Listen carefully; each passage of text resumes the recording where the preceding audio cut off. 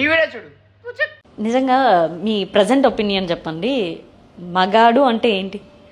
మోసగాడు అని. ఆ? మోసగాడు అని. మోసగాడా? సరే సరేలే, పర్లేదు, కంటిన్యూ. ఎందుకు అంటే అంత అంత మోసం ఏం చేస్తారు? మగాడు అదే అంటున్నాను కదా, ఒక స్టాండర్డ్ గా ఉండడు, ఒకరితో ఆగడు. అందరూ అలా ఉండరు, నీకు వచ్చిన వాళ్ళు అలా ఉన్నారు, అందుకని అందరు మగాళ్ళు అనేస్తావా?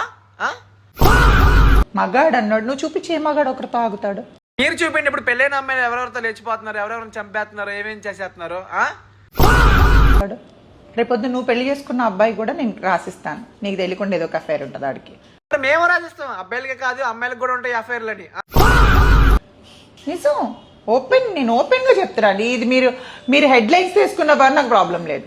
నేను ఓపెన్ గా చెప్తాను, మీరు హెడ్ లైన్స్ తీసుకున్నా సరే నాకు ప్రాబ్లం లేదు. అలా అని అందరు అబ్బాయిలు అనకూడదు. మగాడు అన్నోడు ఒక్కడితో ఆగడు, ఒక్క ఆడదాంతో ఆగడు.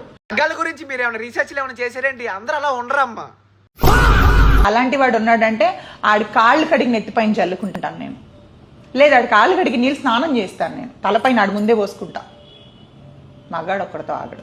అప్పుడు ఎంతమంది కడగల కాళ్ళు, ఇవన్నీ మాటలే, శాతంలో ఉండవు. అక్క నీ ఇంటర్వ్యూ అయిపోయింది, వెళ్ళిపో ఇంకా, రైట్.